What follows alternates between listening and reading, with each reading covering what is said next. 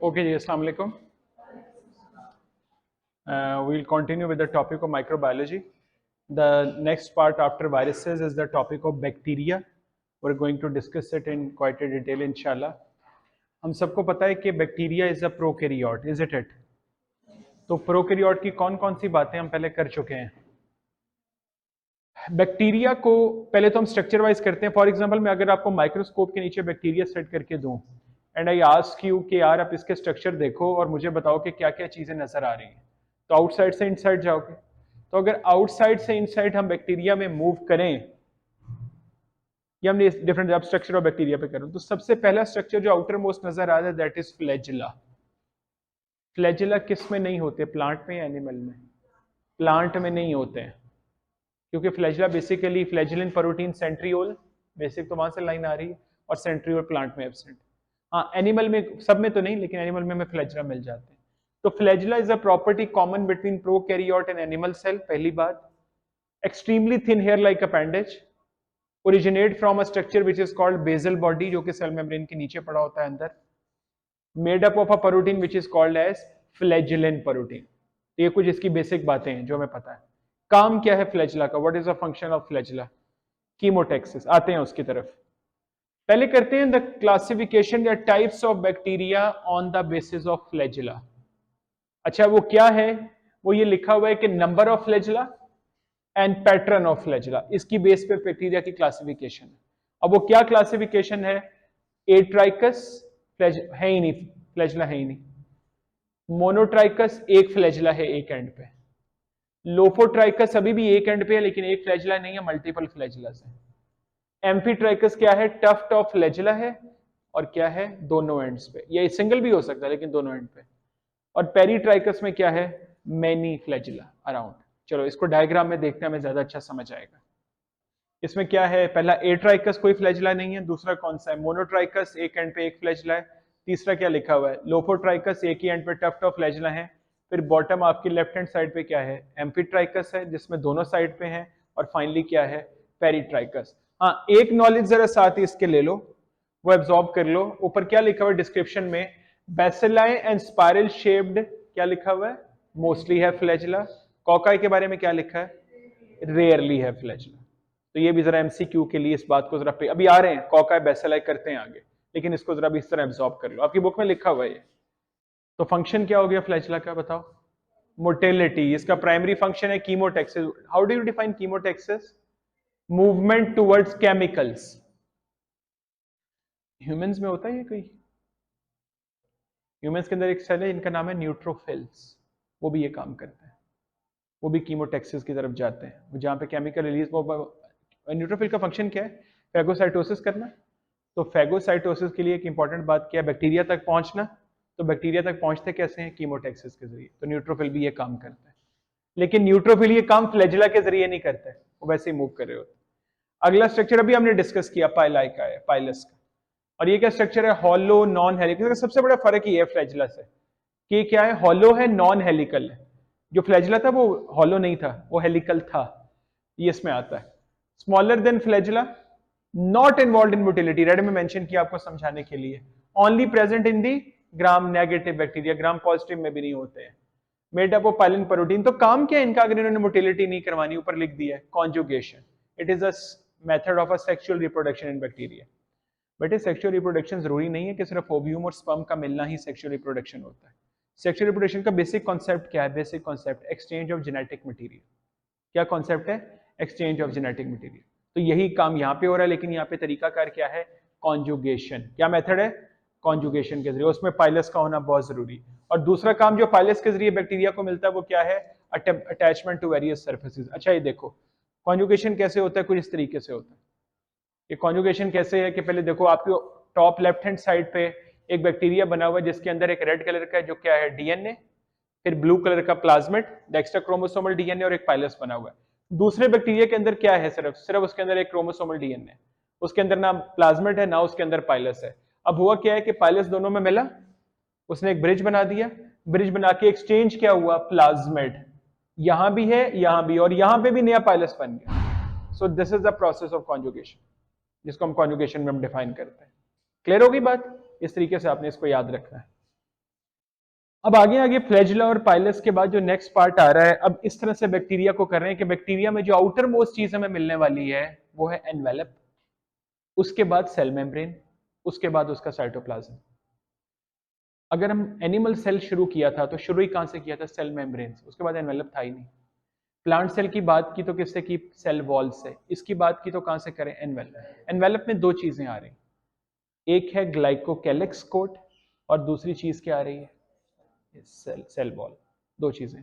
एक बात याद रखना, हाँ मोस्टली बैक्टीरिया में ये एनवेलप होता है, मोस्टली बैक्टीरिया में ग्लाइकोकेलिक्स कोट सेल वॉल होती है, मोस्टली बैक्टीरिया में स्लाइम कैप्सूल होता है, लेकिन ये रूल नहीं है। कई बैक्टीरिया ऐसे हैं जिसमें एनवेलप ही नहीं है। बात समझ रहे हो? मतलब ग्लाइकोकेलिक्स भी नहीं है, सेल वॉल भी नहीं। कुछ बैक्टीरिया ऐसे हैं सेल वॉल है लेकिन ग्लाइकोकेलिक्स नहीं है, कुछ ऐसे हैं जिसमें स्लाइम है कैप्सूल नहीं, कुछ ऐसे हैं जिसमें कैप्सूल है स्लाइम नहीं।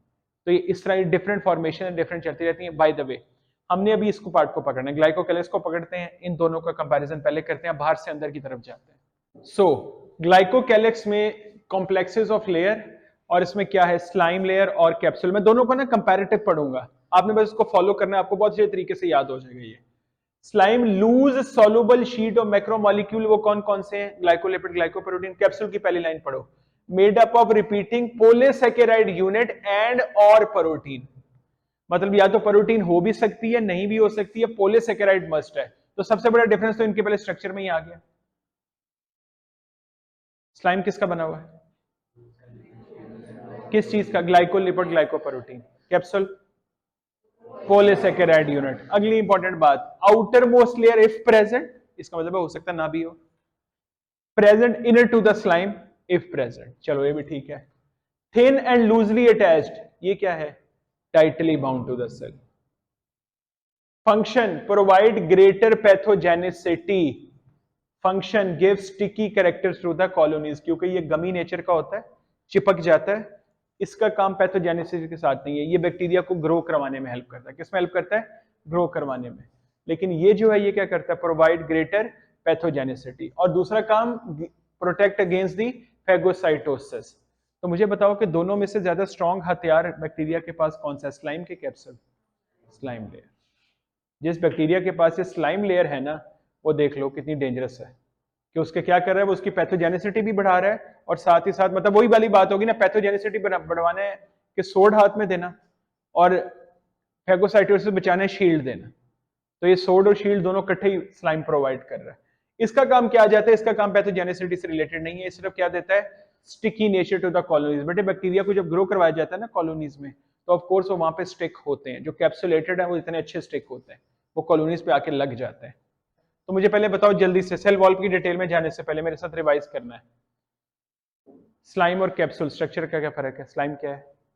ग्लाइकोलिपिड और ग्लाइकोप्रोटीन, और कैप्सूल पॉलीसैकेराइड के साथ प्रोटीन, यस और नो, हो भी सकते हैं नहीं भी हो सकते। उसके बाद अगला फर्क, लूज कौन है? स्लाइम लेयर लूज है, कैप्सूल है टाइटली है। थिन कौन सी है? स्लाइम लेयर थिन है, कैप्सूल थिक होता है। स्लाइम लेयर का फंक्शन क्या है? Pathogenicity increase, defence against phagocytosis. What is the function of capsule? Sticky nature. तो आपको ये कंपैरिजन में याद होगा। मैं फिर वही बात, पता नहीं है कि नहीं, कुछ बैक्टीरिया में होंगे कुछ में नहीं होंगे, जिसमें है उनकी बात कर रहे हैं। अगला स्ट्रक्चर, जब हमने दोनों लेयर उतार दी स्लाइम कैप्सूल के, आगे कौन सा निकल आया? Cell wall. और इसकी सेल वॉल ये प्लांट में भी है। बेटे जो अभी हमने स्लाइम और कैप्सूल पढ़ा वो प्लांट एनिमल में नहीं होता, लेकिन ये जो हम पढ़ रहे हैं ये प्लांट में मिलता है, एनिमल में तो ये नहीं है। क्या फर्क है? सबसे बड़ा भी आपने बताया भी था कि सेल वॉल किसकी बनी हुई है? प्लांट सेल में सेलुलोज की। यहां पे किसकी बनी हुई है? पेप्टिडोग्लाइकेन। और पेप्टिडोग्लाइकेन होता क्या है?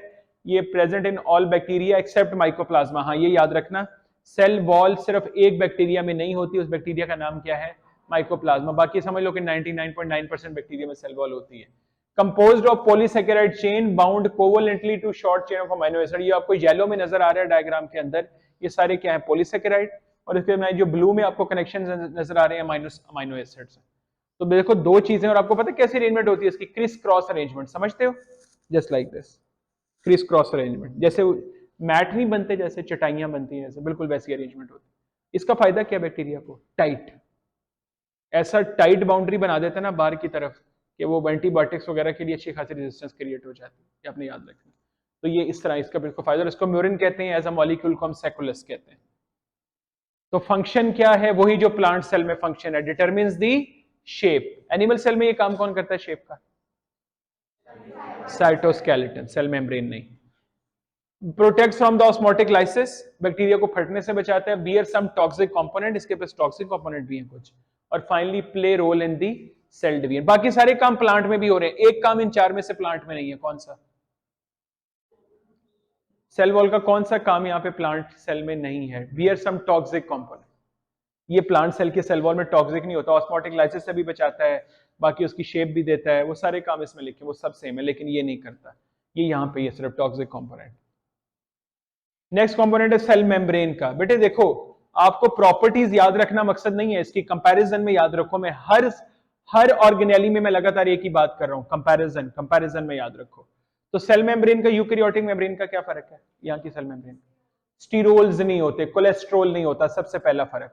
और दूसरा फर्क, इसमें ऐसी क्या चीज है जो सेल मेम्ब्रेन ऑफ यूकैरियोट में नहीं है? मीजोसोम। ये जो रेड में मेंशन किया हुआ है, they have mesosome which are important in cellular respiration. Cell membrane का फंक्शन यूकैरियोट और प्रोकैरियोट में सेम है। क्या फंक्शन है? Transport of materials. क्या फंक्शन है? आपको जो डिटेल से मैंने सिंपल डिफ्यूजन, फैसिलिटेटेड डिफ्यूजन, वो सारा कॉन्सेप्ट करवाया था, सेम यहाँ पे भी फिट होता है। वही लिपिड बाइलेयर है, सब वही कॉन्सेप्ट है इसके साथ। सेल मेम्ब्रेन यहाँ पे भी प्रेजेंट है। हाँ, बस फर्क क्या है? कोलेस्ट्रॉल नहीं है इसकी सेल मेम्ब्रेन में। आगे मैट्रिक्स आती है, ये मैट्रिक्स हमारी मैट्रिक्स की तरह की है। Major part of bacteria protoplast है। Lack membrane bound organelle and cytoskeleton इसमें नहीं होता है। Plays major role because of having enzyme. आपको पता है, मैंने बताया डबल मेम्ब्रेन और सिंगल मेम्ब्रेन ऑर्गेनेली यहाँ पे नहीं है। Mitochondria, plastids, Golgi apparatus, endoplasmic reticulum, कुछ भी यहाँ पे नहीं। यहाँ पे सारा काम ओपन मैट्रिक्स के अंदर ही होता है। Coming back to nucleoid region, alternative name nuclear body, nuclear region, chromatin, lacks true chromosome. अब ट्रू क्रोमोसोम क्यों है? क्योंकि उसमें हिस्टोन नहीं। असल बेसिक कॉन्सेप्ट ये है। सिंगल सर्कुलर डीएनए मॉलिक्यूल होता है ये वाला, इस तरह पड़ा होता है, सेपरेट ओपन हुआ होता है। और एक एक्स्ट्रा क्रोमोसोमल डीएनए भी होता है, जो कौन सा होता है? प्लाज्मिड। प्लाज्मिड आगे आ रही है। What is the function of nucleoid here? जो न्यूक्लियस का था, क्या है? Control all activity of the bacterial cell. और प्लाज्मिड की बात की तो प्लाज्मिड को साथ ही कर लेते हैं। Extra chromosomal self replicating circular DNA, लेकिन इसका काम बिल्कुल वो नहीं है जो दूसरे डीएनए का है। तो ये क्या काम कर रहे हैं जनाब? कंटेन रेजिस्टेंट जीन्स फॉर इन चीजों के अगेंस्ट। ये बैक्टीरिया को और ज्यादा स्ट्रांग बनाते हैं, अंदर से स्ट्रांग। बैक्टीरिया को बाहर से स्ट्रांग दो चीजें बना रही हैं, स्लाइम और सेल वॉल। स्लाइम और सेल वॉल, स्ट्रांग से मुराद है पैथोजेनिक, डिजीज कॉजिंग एबिलिटी, और अंदर से एक चीज कर रही है, वो कौन है? प्लाज्मिड। मतलब सोचो, कोई एंटीबायोटिक अगर बाहर से क्रॉस करके अंदर आ भी गई तो अंदर कौन उसको रेजिस्ट करने वाला है? प्लाज्मिड। ये बैक्टीरिया ने बनाया हुआ है। Exchange between bacteria during sexual meeting, ये तो अभी हमने देखा प्लाज्मिड के। प्लाज्मिड आपने एक और भी टॉपिक में किया हुआ है कहीं, बायोटेक्नोलॉजी में। कहां किया था? वहां पे वेक्टर। प्लाज्मिड वो चीज थी कि जिसमें से कोई पार्ट काट के अपनी इंटरेस्ट का जीन लगा के बैक्टीरिया में फिट कर देते होते थे, बैक्टीरिया मल्टीप्लाई करता था, वो मल्टीपल कॉपीज मिलती थी, हम ले लिया करते थे। ये वही वाला प्लाज्मिड है जिसमें आता है। राइबोसोम्स का क्या फर्क है? 70S है, काम वही है, प्रोटीन सिंथेसिस। ठीक हो गया ना? बिल्कुल वही वाला काम है। मीजोसोम ये बिल्कुल ही एक नई चीज है, ये किसी और सेल में नहीं मिलती है। ये मीजोसोम की ना मुझे मजे की बात ये लगती है, एक तो इन्वेजिनेशन तो होगी, देखो in the form of vesicle tube और लैमेले। इस फॉर्म में कोई और ऑर्गेनेली भी थी, माइटोकॉन्ड्रिया। माइटोकॉन्ड्रिया में जब मैंने पढ़ाया था बिल्कुल सेम था, in the form of vesicle tubes और लैमेले, क्योंकि ये माइटोकॉन्ड्रिया की रिप्लेसमेंट है। यहाँ पे प्रोकैरियोट में माइटोकॉन्ड्रिया नहीं होते, लेकिन उनकी जगह क्या होता है? मीजोसोम। और मीजोसोम एक अलग से ऑर्गेनेली बस ऐसे ही है कि इन्वेजिनेशन है, देखो बनी भी हुई है आपकी राइट हैंड साइड पे सेल मेम्ब्रेन की। तो इसका काम क्या है? Involve in DNA replication, cell division, export of extra cellular enzyme, और सबसे important involve in the cellular respiration. इसका जिक्र एक और जगह करूंगा मैं इंशाल्लाह, बायोएनर्जेटिक्स के टॉपिक में। बायोएनर्जेटिक में जब मैं आपको बताऊंगा ना कि प्रोकैरियोट और यूकैरियोट में number of ATPs formation, glucose से फर्क कहां आता है, वहां पे मीजोसोम का जिक्र आएगा। और मैं आपको वहां पे भी ये याद कराऊंगा कि हमने ये यहां पे पढ़ा था। Okay, granules and storage bodies. Granule and storage bodies excretive product के लिए भी हैं और स्टोरेज के लिए भी हैं। बैक्टीरिया में 3 एक्सक्रीटिव प्रोडक्ट बन रहे हैं, alcohol, lactic acid, acetic acid. हम में कौन सा बन रहा है? इन तीनों में सिर्फ लैक्टिक एसिड, अल्कोहल और एसिटिक एसिड हमें नहीं। रिस्पॉन्सिबल फॉर स्टोरेज क्या क्या कर रहा है बैक्टीरिया? ग्लाइकोजन, फैट, सल्फर और फॉस्फेट। कौन कौन सा? Glycogen, sulphur, fat. और हम में इनमें से क्या स्टोर नहीं होता? सल्फर और फॉस्फेट का स्टोरेज हमारे साथ नहीं। हम ग्लाइकोजन भी स्टोर करते हैं एनिमल सेल, और फैट भी स्टोर करते हैं। और स्पोर और cyst formation, it is again a very special property of the bacteria. अभी आप लोगों ने बताया मुझे, कब बनते हैं स्पोर और सिस्ट? हार्श एनवायरमेंट, जब बैक्टीरिया मरने लगता है। ये एनिमल प्लांट में नहीं होता। एनिमल प्लांट में अगर प्लांट सेल या एनिमल सेल डेथ के पास जाएगा तो डेड हो जाएगा, खत्म हो जाएगा, डिसॉल्व हो जाएगा, जो भी हो रहा है। बैक्टीरिया लास्ट रिजॉर्ट रखता है अपने पास, क्योंकि अच्छा अच्छा पता है मजे की बात क्या है? आपके ख्याल में आ रहा होगा बैक्टीरिया इतना स्ट्रांग क्यों है? सेल वॉल भी है, स्लाइम भी है, प्लाज्मिड भी है, यूकेरियोट को तो नहीं मिला ये, ऊपर से स्पोर भी बना सकता है। उसकी वजह ये अकेला है, ये एक ही है। जो एनिमल सेल हैं वो अकेले नहीं होते, वो हमेशा मल्टी सेलुलर का कॉन्सेप्ट लेते हैं ना, वो कभी एक अकेला नहीं एग्जिस्ट करता एनिमल प्लांट। ये नहीं होता एक अकेला पड़ा हुआ है, शायद वो भी कर लेता, वो हमेशा ग्रुप्स में रहते हैं। तो उनकी जो इकट्ठा होना है, उनका जो प्रोटेक्शन है वो ग्रुप्स है। वो ग्रुप्स में रहते हैं, इकट्ठे रहते हैं, एक ऑर्गन टिश्यू के कॉम्पोजिट में रहते हैं, तो बचे रहते हैं। उसमें भी एक दो सेल इन्फेक्ट हो भी जाए फर्क नहीं पड़ता, क्योंकि मेजोरिटी काम संभाल लेते हैं। ये अकेला ही है। तो जब कोई अकेला होता है तो एक और भी चीज लर्निंग में मिल रही है कि when you are alone you have to be strong, you have to be extra strong. आपको प्रोटेक्ट, आप खुद को प्रोटेक्ट करने के लिए। बिल्कुल ऐसे ही bacteria is extraordinary strong, क्योंकि स्पोर भी बना लेता है। और स्पोर फॉर्मेशन ये इंपॉर्टेंट है। स्पोर हाईली रेजिस्टेंट है लाइट को, हाई टेम्परेचर को, डेजिकेशन पीएच। मतलब यही बात हो गई, मेरे पास स्पोर है ना बैक्टीरिया का, मैं उसको पीएच डिफरेंट सोल्यूशन में डाल दूं, एसिडिक बेसिक, कुछ नहीं होने वाला। मैं उसको हाई टेम्परेचर लो टेम्परेचर में डालता हूं, उसका कुछ नहीं होने वाला। मैं उसको किसी भी तरह के रेजिस्टेंस दे दूं, वो नहीं टूटने वाला। ऐसा अच्छा रेजिस्टेंट होता है। सिस्ट का क्या फर्क है बताओ? बस एक ही फर्क है कि सिस्ट का प्रॉब्लम क्या है कि cyst same as spores but not heat resistant. वो हीट रेजिस्टेंट नहीं होती, बिल्कुल नहीं होती। एक पेशेंट आया इमरजेंसी में जना हॉस्पिटल के, हाई ग्रेड फीवर, बुखार में तप रहा था बिल्कुल, और ऐसे हाथ रखा हुआ था उसने राइट साइड, और राइट लेफ्ट बेचारा दर्द से ऊपर नीचे हो रहा है। अब आए तो नॉर्मली डॉक्टर को जब कोई ऐसे बताता है कि मेरे दर्द हो रही है, तो डॉक्टर उसको एक्सपोज करते हैं एरिया को, शर्ट ऊपर करता है और उसको फिर एग्जामिन करता है। अच्छा, एक टर्म होती है पेन, एक होती है टेंडरनेस। दोनों में फर्क पता है? पेन ही होती है जो पेशेंट फील कर रहा होता है, टेंडरनेस वो होती है जो वो टच भी ना करने दे। कुछ पेन ऐसी होती है, लाइक पेट में दर्द है तो आप टच कर सकते हैं, ऐसा मसला नहीं। लेकिन कुछ ऐसी होती है आपको पता होता है कि यार यहाँ टच भी किया ना तो मेरी दर्द बढ़ जाएगी, स्किन तक आई होती है, उसको टेंडरनेस हो रही थी। आपको पता है एमबीबीएस में जब जाओगे ना, आप तो जो एब्डोमेन है ना, चेस्ट के नीचे वाला रीजन, उसको 9 पार्ट्स में डिवाइड करते हैं। कितने में? 3 अपर, 3 मिडल, 3 लोअर पार्ट्स। तो उसका 3 अपर में जो सबसे राइट वाला पार्ट था ना, वहां पे दर्द थी, वो लिवर का एरिया होता है। टेंडरनेस, शदीद टेंडरनेस। डॉक्टर को हाथ भी नहीं लगाने दे रहा था। खैर उसको लेटाया, पेन किलर्स वगैरह दी। उसका अल्ट्रासाउंड किया ना जब, तो उसके लिवर के अंदर सिस्ट पड़ी हुई थी। लिवर के अंदर क्या पड़ी हुई थी? सिस्ट, बड़ी बड़ी सिस्ट पड़ी हुई है, बड़ी बड़ी डिफरेंट सिस्ट पड़ी। अब प्रॉब्लम क्या है कि वो फीवर भी है ना? तो क्या हो सकता है? सिस्ट रप्चर हो सकती है। मतलब कोई बैक्टीरिया आ गया होगा अंदर, उसकी वजह से सिस्ट बन गई है। अब सिस्ट पड़ी है, सिस्ट की वजह से पेन हो रही है, वो लिवर को पुश कर रहा है। तो फौरी तौर पे उसको हाई डोज एंटीबायोटिक्स दी गई ताकि वो बैक्टीरिया किल हो जाए, बजाय इसके कि सिस्ट रप्चर हो जाए, क्योंकि बुखार उतर नहीं रहा उसका ना, बुखार के साथ। तो ये मैं आपको एक एग्जांपल दे रहा हूँ कि सिस्ट कितनी डेंजरस हो जाती हैं जब हीट बढ़नी शुरू होती है। हीट तो बेचारा वो कंट्रोल तो नहीं बुखार कर सकता ना, वो तो एक एज अ रिस्पॉन्स। बुखार is always a good thing, ये बताती है कि कोई प्रॉब्लम है। जैसे खांसी से ये पता लगता है कि पेन होना इज अ ब्लेसिंग। पेन होने से पता लगता है फलानी जगह प्रॉब्लम है। जो बेचारे डायबिटिक होते हैं उनको दर्द नहीं होती, उनको साइलेंट हार्ट अटैक हो जाता है, उनको पता नहीं बेचारों को कब से पेन। अगर हार्ट की पेन हो गई है तो इसका मतलब टाइम मिल गया, आपको बताया जा रहा है कि हॉस्पिटल पहुंचो भाई। उनके पाँव सुन्न हुए होते हैं डायबिटिक, उनको कहते हैं कभी नंगे पाँव मत चलो घास के ऊपर, क्योंकि उनको कोई कीड़ा काट लेगा, कोई बाइट कर लेगा, उनको पता नहीं लगेगा, पेन ही नहीं होगी। तो पेन इज अ ब्लेसिंग। इस तरह फीवर भी इस केस में, तो क्योंकि इससे पता लग जाता है कि प्रॉब्लम। तो खैर उसका सॉल्व किया, ही सेटल्ड, ही बिकेम ओके। इस प्रॉब्लम को हम लिवर एब्सेस कहते हैं मेडिकल लैंग्वेज में, लेकिन आपको मैंने सिर्फ सिस्ट का कॉन्सेप्ट समझाने के लिए बात बताई कि वो हीट के साथ इसका कितना इंपॉर्टेंट लिंक है। अच्छा खैर, आगे आ रही है types of bacteria different basis पे। अभी हमने किया on the basis of flagella. Types of bacteria on the basis of shape, गौर से देखो। Types of bacteria on the basis of cell wall composition, Gram positive gram negative.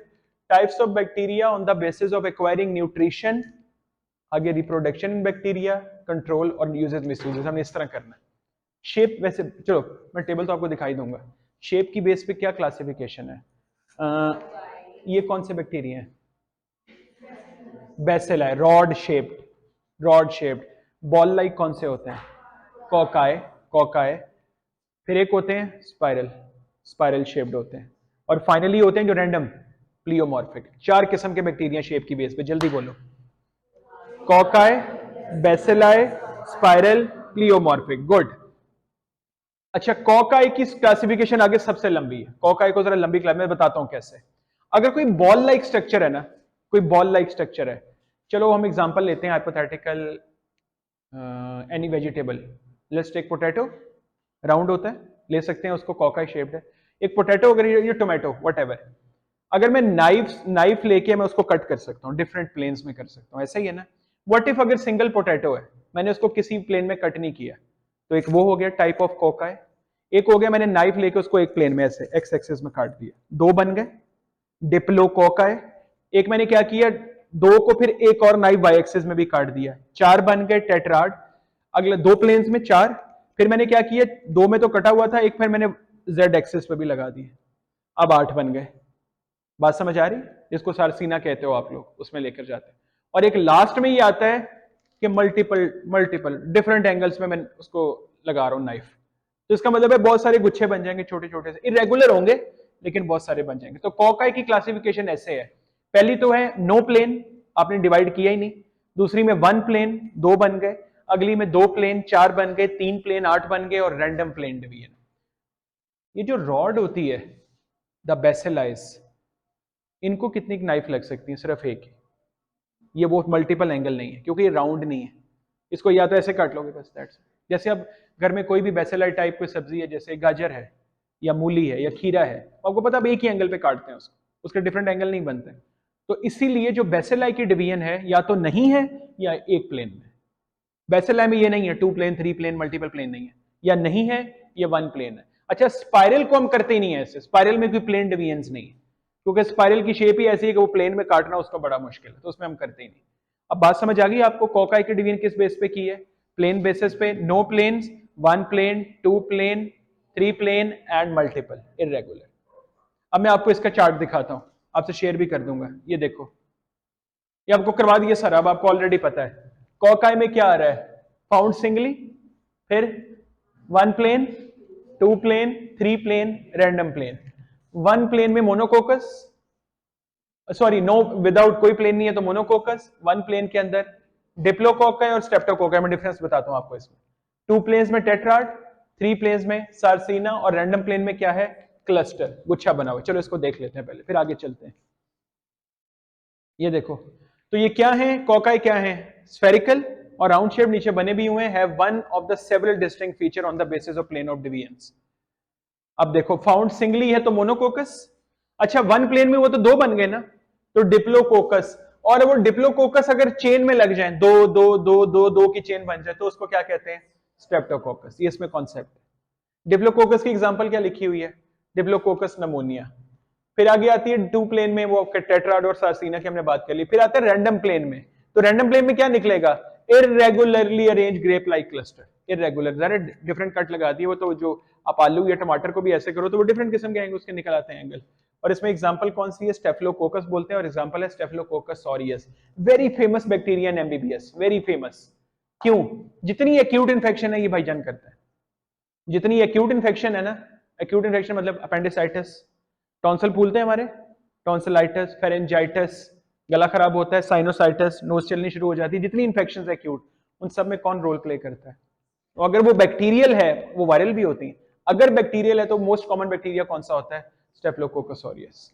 ये जो पस पड़ जाती है जख्म के अंदर, यूजुअली पस पड़ जाती है, द कॉजेटिव ऑर्गेनिज्म। इसको डायग्राम में देख लेते हैं। ये देखो, monococcus single ball, diplococcus 1 plane division, streptococcus में क्या हुआ है? चेन्स में है भी, और आगे चेन्स में है। उसके बाद टेट्राड फॉर्मेशन, फिर सार्सिना 8 में, और फाइनली क्या है? स्टेफिलोकोकाई, जो कि गुच्छा पड़ा हुआ क्लस्टर है। फिर बेसिलाई की आती है। बेसिलाई मैंने आपको तो 2 ही डिवीजन है, या तो अकेला मिलेगा रॉड शेप्ड है, या 1 प्लेन में। 1 प्लेन में भी बहुत मिलता है इससे, कॉकाई से। डिप्लोबेसिलाई 2 और स्टेप्टोबेसिलाई 2 की क्या होंगी? चेन्स बनी होंगी। तो रॉड शेप बैक्टीरिया है, डिवाइड इन 1 प्लेन ओनली। मोनोबैसिलस में E coli, very famous bacteria. E coli पता है कौन सा बैक्टीरिया है? ये 2 जगहों पे इंपॉर्टेंट है आपके नॉलेज के हिसाब से। एक तो आपने इसको डीएनए रिकॉम्बिनेंट टेक्नोलॉजी में पढ़ा हुआ है, कहां पढ़ा हुआ है वहां पे इसको? ये वो बैक्टीरिया है जिससे आप रिस्ट्रिक्शन एंडोन्यूक्लियस एंजाइम लेते थे। क्या लेते थे? रिस्ट्रिक्शन एंडो, ये वो। दूसरा ये आपने पढ़ा एक लार्ज इंटेस्टाइन में एक बैक्टीरिया होता है जो विटामिन के देता है आपको, this is the one, E coli. ये यही वो, तो ये मतलब 2-3 जगहों पे डिफरेंट लिंक से बन गया। फिर डिवीन इन वन प्लेन, डिप्लोबैसिलस जो 2 में होते हैं, उसमें सूडोमोनास और स्ट्रेप्टोबैसिलस, बैसिलस स्ट्रेप्टोस। सूडोमोनास भी बड़ा फेमस बैक्टीरिया है। एक इन्फेक्शन होती है, एक लिखा हुआ 3rd ईयर पैथोलॉजी की बुक में, उसका चैप्टर है पूरा, उसका लिखा हुआ हॉस्पिटल एक्वायर्ड इन्फेक्शन। कौन सी? हॉस्पिटल एक्वायर्ड इन्फेक्शन, मतलब एक बंदा हॉस्पिटल में बीमार होकर किसी बीमारी से गया, एडमिट हो गया, उसको एक नई इन्फेक्शन हो गई वहां पे जो पहले थी नहीं। बेटा hospital is a full house of diseases. हर बंदा बीमार होकर एक नई बीमारी के साथ अपने जरासीम लेकर आ रहा है, तो automatically everyone is expose there. तो अक्सर ऐसे भी होते हैं जो रिलेटिव साथ रह रहे होते हैं हॉस्पिटल में, उनको इन्फेक्शन हो जाती है। Hospital acquired infection most common कौन करता है? सूडोमोनास। एक दूसरा, जब कभी बर्न्स हो जाए, बर्न्स, जले का कोई जल जाता है पार्ट, स्पेशली फीमेल साइड पे कुकिंग करते हुए, या सिलेंसर लग जाता है बाइक का, वो भी पार्ट जल जाता है, तो उसके अंदर अगर इन्फेक्शन हो जाए जले हुए के अंदर, वो भी ये करवाता है सूडोमोनास। मैं आपको साथ इसलिए बता रहा हूँ जरा इनकी नहीं इंपॉर्टेंस आपको पता लगे। इकोलाई अभी मैंने बताया आपको, और दूसरा ये वाला, और स्पाइरल आता है। स्पाइरल में कोई डिवीजन नहीं, 3 टाइप्स हैं, विब्रियो, स्पाइरलम और स्पाइरोशीट। विब्रियो कैसा है? कर्व्ड और कॉमा शेप्ड है। स्पाइरलम थिक रिजिड होता है, हाइपोमाइक्रोबियम है। और स्पाइरोशीट है थिन फ्लेक्सिबल। ये कहां पड़ा हुआ है? ट्रेपोनिमा पैलिडम कहीं पड़ा है? कहां पे? Sexually transmitted diseases, syphilis. Syphilis की फीचर क्या थी इससे हमें पता लगे कि बंदे को सिफिलिस है? Painless ulcers. पेनलेस अल्सर, मैं बताया था अल्सर पेनलेस नहीं होते यूजुअली, लेकिन इसके अल्सर क्या होते हैं? पेनलेस। दिस इज अ कॉस्टियम ऑर्गेनिज्म। ये पता मैं क्यों बता रहा हूँ साथ साथ, 2 चैप्टर जोड़ रहे हैं, 2 चैप्टर। अभी कल वायरस जब टॉपिक किया था, मैंने आपको क्या बताया था, वहां पे भी 2 सेक्सुअली ट्रांसमिटेड डिजीज आई थी। एड्स आया था, हर्पेस सिंप्लेक्स आया था, एक ही आ गया, ये भी फिट हो गई यहाँ पे। और लास्ट में प्लियोमॉर्फिक आते हैं। प्लियोमॉर्फिक डिफरेंट, ये डिफरेंट क्या है? Trichome shape, sheathed, stalk, square, star shape, spindle shape, lobe, filamentous, मतलब डिफरेंट ही शेप है, कोई एक फिट नहीं होती, जो रैंडम है सारी प्लियोमॉर्फिक के अंदर आ जाती है। अच्छा आगे आती है types of bacteria on the basis of cell wall composition. कौन से बैक्टीरिया आने लगे हैं यहाँ पे? ग्राम पॉजिटिव, ग्राम नेगेटिव। पॉजिटिव पॉजिटिव क्या, नेगेटिव में नेगेटिव क्या? वैसे वो पॉजिटिव पॉजिटिव पॉजिटिव बैक्टीरिया अच्छी बात करता है, वो नेगेटिव बैक्टीरिया हमेशा गंदी बात करता है। It is basically the type of staining they are requiring. अच्छा एक बात याद रखना, ये नहीं है कि ग्राम पॉजिटिव स्टेन लेते हैं ग्राम नेगेटिव स्टेन नहीं लेते हैं, दोनों स्टेन लेते हैं, लेकिन एक छोटा सा फर्क है, वो फर्क मैं आपको क्लियर करता हूं, आपको फिर सारा अब एमसीक्यू इसमें क्लियर हो जाएगा। 5 स्टेप हैं ग्राम स्टेनिंग के। पहला क्या? फिक्सेशन, फिर क्रिस्टल वॉयलेट डाई, ये प्राइमरी डाई है क्रिस्टल वॉयलेट। उसके बाद आयोडीन ट्रीटमेंट, ये कोई डाई नहीं है, डीकलराइजेशन डाई नहीं है। फिर सेकेंडरी डाई सेफ्रानिन। तो 2 डाई यूज करते हैं, पहले कौन सी? क्रिस्टल वॉयलेट, दूसरी कौन सी? सेफ्रानिन। मेरे पास 2 माइक्रोस्कोप थी, 2 बैक्टीरिया थे, मैं उनको स्टडी कर रहा था। मैंने फिक्सेशन की, एक फिक्सेशन का वर्ड की और सुना हुआ है? कार्बन फिक्सेशन का वर्ड सुना हुआ है? क्लू दे रहा हूं, केल्विन साइकिल, फोटोसिंथेसिस में वहां, तो ये वैसे कुछ फिक्सेशन वो तो नहीं है, लेकिन वर्ड मिल रहा है। पता है ये मैं क्यों, ये मेरी आदत क्यों है ऐसे करने की? ओवर द ईयर एक्सपीरियंस से मैंने ये चीज सीखी है कि जहां पे एक कोई चीज डिफरेंट चैप्टर को कनेक्ट कर रही है ना, वो मैं जरूर बताता हूं, ताकि आपका ना माइंड ऐसे ओरिएंट हो जाए। आपको एक वर्ड पढ़ो ना, तो आप चैप्टर में मत घुसो, आप उस वर्ड की इंपॉर्टेंस जानो कि ये वर्ड कहां कहां बुक में कैसे कैसे यूज हुआ। ग्लैंड, वैसे तो एंडोक्राइन में पढ़ा, ग्लैंड तो कहीं भी यूज हो सकता है, ग्लैंड तो एक्सोक्राइन भी हो सकता है, डाइजेस्टिव सिस्टम सारा ग्लैंड से भरा हुआ। Got it? फिक्सेशन की, मैंने दोनों में क्रिस्टल वॉयलेट डाई डाला, 2 माइक्रोस्कोप के नीचे देख रहा हूं, दोनों का कलर क्या निकल आया? ब्लू। दोनों में मैंने आयोडीन डाली, दोनों का कलर क्या हो गया? पर्पल। तो अभी तक तो सेम है, मैं तो ये समझ रहा हूं यार बैक्टीरिया सेम ही निकल आए हैं। चलो एक लास्ट काम कर लेते हैं, उनको डी कलराइज एजेंट डालते हैं। जैसे डी कलराइज डाला, एक तो पर्पल पर्पल ही रहा, लेकिन दूसरा फॉरन क्या हो गया? जैसे शुरू में था, डी कलराइज हो गया। मैं यहां पे फॉरन, मैंने कहा ओ व्हाट हैपेंड हियर, ये चेंज क्यों हो गए? फिर मैंने कंफर्म करने के लिए एक सेकेंडरी डाई डाला जिसका नाम क्या था? सेफ्रानिन। वो जब पर्पल वाले में डाला उसको फिर कोई मसला नहीं, उसको चेंज ना, वो डी कलर हुआ ना वो सेफ्रानिन पकड़ा, लेकिन जो डी कलर हुआ था जब उसको डाला वो क्या हो गया? पिंक हो गया। मैं आपसे क्वेश्चन करता हूं, आपने मुझे आंसर करना है। Which of the 2 bacterias are stained with crystal violet dye? दोनों? आर स्टेन्ड विद, दोनों को स्टेन किया, दोनों ने पर्पल लिया। अब मैं क्वेश्चन चेंज कर रहा हूं, which of the two bacteria retain the primary dye. अब पॉजिटिव, रिटेन का मतलब है वो रखेंगे, वो नहीं जाने देंगे। And which of the two retain the secondary dye, gram negative. उसने सेकेंडरी डाई को रिटेन किया, उसने प्राइमरी को किया, ये फर्क है। अब देखो, अब मैं आपको पहली स्लाइड दोबारा दिखाता हूं, क्या लिखा हुआ है ग्राम पॉजिटिव के नीचे, retain primary dye crystal violet. अच्छा क्यों, ये लगता है CV1 कॉम्प्लेक्स बनता है, लिखा भी हुआ है, क्यों? सुनो बात सुनो, बेसिक डिफरेंस क्यों आ रहा है? Cell wall composition. क्या फर्क है? ग्राम पॉजिटिव में, इधर देखना, मेरा हाथ देखना गौर से, ग्राम पॉजिटिव का जो सेल वॉल है उसका पेप्टिडोग्लाइकन कर रहा हूं, ठीक? ग्राम नेगेटिव का पेप्टिडोग्लाइकन, दोनों में है, कंटेंट किसका फर्क है? ग्राम पॉजिटिव में पेप्टिडोग्लाइकन बहुत ज्यादा है, ग्राम नेगेटिव में बहुत कम है। तो जिसमें ज्यादा है उसके साथ जब क्रिस्टल वॉलेट डाई मिली है तो उसने बना लिया कोवलेंट बॉन्ड। कौन सा? इसलिए प्राइमरी डाई नहीं छोड़ा। सेकेंडरी में तो पेप्टिडोग्लाइकन पहले ही बहुत कम था, जो ग्राम नेगेटिव था उसमें पेप्टिडोग्लाइकन पहले ही बहुत कम था, तो इसलिए वो कभी कोवलेंट बॉन्डिंग बनाएगा ही नहीं। इसलिए वो प्राइमरी डाई ले तो लेता है, लेकिन जब डीकलराइजेशन डालते साथ ही उतार देते, क्योंकि कोवलेंट बॉन्डिंग। ये फर्क है बेसिक ग्राम पॉजिटिव नेगेटिव। इसका एक और मतलब भी हुआ, अगर किसी बैक्टीरिया में सेल वॉल नहीं है तो वो प्राइमरी डाई नहीं लेगा, वो क्रिस्टल वॉलेट भी नहीं लेगा। अच्छा एक और बात, अगर किसी बैक्टीरिया में सेल वॉल तो है लेकिन पेप्टिडोग्लाइकन नहीं बनी तो तब भी सेम। तो इसका मतलब है बैक्टीरिया के 4 ग्रुप हो गए ग्राम स्टेनिंग में, gram positive, gram negative, and the bacteria with cell wall but without peptidoglycan, and the bacteria without cell wall. बात समझ आ गई ना? आखिरी 2 ग्रुप जो हैं वो स्टेनिंग ले ही नहीं रहे, लेकिन क्यों नहीं ले रहे उसकी लॉजिक हमें पता होनी चाहिए एमडी कैट के लिए। अभी मैं बताता हूं आपको, दिखाता हूं आगे। ये यहां पे आ गया, ग्राम पॉजिटिव में बैक्टीरिया लिखा हुआ है, नेजीरिया गनोरिया, कहीं पढ़ा हमने? कहां पे? गनोरिया सेक्सुअली ट्रांसमिटेड, तो सेक्सुअली ट्रांसमिटेड सारी माइक्रो ऑर्गेनिज्म में फिट होगी, क्योंकि सारे करी माइक्रो ऑर्गेनिज्म रहे यहीं पे आएंगी। और साइनोबैक्टीरिया किसकी एग्जांपल है? Gram negative. ये देखो सेल वॉल कॉम्पोजिशन, ये इतना मोटा जो ब्लैक पीस नजर आ रहा है किसका है? पेप्टिडोग्लाइकन। तो ये कौन सा है? Gram positive. ये देखो कितना पतला है, ग्राम नेगेटिव। अच्छा अगर इसमें पतला है तो इसकी जगह फिर कुछ और आ गया, वो चीज क्या आ गई है? यहां पे लिखी हुई आउटर मेम्ब्रेन, जो यहां पे एब्सेंट है। There is no outer membrane in gram positive cell wall, gram negative की सेल वॉल। और एक और चीज आ गई है, periplasmic space, the space between the cell wall and the cell membrane. यहां पे पेरीप्लाज्मिक स्पेस है लेकिन बिल्कुल छोटी सी ना होने के बराबर। बात समझ आ रही है आपको डिफरेंस? आपकी बुक में एक टेबल बना हुआ है इसका, वो टेबल ना, अच्छा बताओ इसमें ग्राम पॉजिटिव ज्यादा है ग्राम नेगेटिव? पॉजिटिव, पर्पल वाले ज्यादा हैं, पिंक वाले कम है। ये टेबल आपकी बुक का बना हुआ है। मैं आपसे एक रिक्वेस्ट कर रहा हूं, आज मेरी बात मान लेना, आज जाके ना इस टेबल से आपने आगे 2 टेबल बनाने हैं अपने पास। कितने टेबल? अब यार देखो गौर से, करना क्या है, दोनों टेबल में सेम ग्राम पॉजिटिव ग्राम नेगेटिव, ग्राम पॉजिटिव ग्राम नेगेटिव, दोनों के साथ ये कंटेंट जो ऐसे लिखे हुए, लेकिन एक टेबल में आपने करना है यस या नो। क्या टेबल बनाना है? मतलब वो चीजें लिखनी है यहां पे जो या तो ग्राम पॉजिटिव में यस है इसमें नो, या ग्राम नेगेटिव में यस है पॉजिटिव में नो। दूसरा टेबल बनाना है मोर और लेस का, है दोनों में, लेकिन पेप्टिडोग्लाइकन ग्राम पॉजिटिव में ज्यादा, ग्राम नेगेटिव में कम। मुझे टेबल देके यस या नो बताओ, क्या चीजें ग्राम पॉजिटिव में या नेगेटिव में नहीं है, देख के बताओ।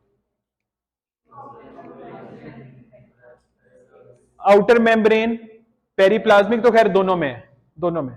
आउटर मेम्ब्रेन आपने सही पहचाना, मैंने कहा जो इसमें है उसमें नहीं है वो बताओ, ये तो आप उल्टा बता रहे हो। हाँ टिकोइक एसिड, लिपोटिकोइक एसिड नजर आ रहा है वहां पे? आ रहा है नजर? नहीं, ऐसे यस नो का, और उधर यस ये नो, उधर कुछ और यस है जो इधर नो है। लिपोप्रोटीन, लिपोपोलिसैकेराइड है ही नहीं यहां पे भाई, लिपिड कंटेंट। अच्छा फिर मोर और लेस, लिपिड कंटेंट ज्यादा, लिपिड कंटेंट कम, पेप्टिडोग्लाइकन ज्यादा, पेप्टिडोग्लाइकन कम। बस ये काम करना है। आपके एमडी कैट का सवाल ऐसे सॉल्व होगा इसमें से। बात समझ आ गई आपको कि नहीं? लास्ट में लेस परमिएबल मोर परमिएबल, ये क्यों लेस परमिएबल है ग्राम नेगेटिव, हालांकि इसमें पेप्टिडोग्लाइकन कम है, ये लेस परमिएबल क्यों है? 2 मेम्ब्रेन है, सेल मेम्ब्रेन भी है और आउटर मेम्ब्रेन भी है, मतलब अब तो 2 चीजें क्रॉस करनी है, तो वो लेस परमिएबल। इसमें वो एक ही मेम्ब्रेन काम करी, तो ये क्या है? मोर परमिएबल। इस तरीके से आपने टेबल करना। ये देखो एक और स्कीमेटिक डायग्राम। ये इतना बड़ा सा जो आपको चंक नजर आ रहा है पेप्टिडोग्लाइकेन का, तो ये कौन सा बैक्टीरिया हुआ है? पॉजिटिव। वो कौन से हैं? Gram negative. अब वो अगली दो बैक्टीरिया जिनमें पहला bacteria archaebacteria, cell wall तो है लेकिन पेप्टिडोग्लाइकेन की नहीं बनी हुई। किसकी बनी हुई है? प्रोटीन ग्लाइकोप्रोटीन पॉलीसेकेराइड की। तो क्या लिखा हुआ है? Their cell wall is composed bacteria chemically different cell wall, ये ग्राम स्टेनिंग नहीं लेते। और लास्ट ग्रुप कौन सा है? बैक्टीरिया विदाउट सेल वॉल, ये कौन सा है? माइकोप्लाज्मा।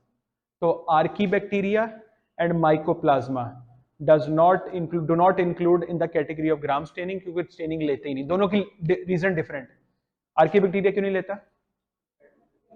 सेल वॉल तो है, क्यों नहीं लेता? पेप्टिडोग्लाइकेन की नहीं बनी। और माइकोप्लाज्मा क्यों नहीं लेता?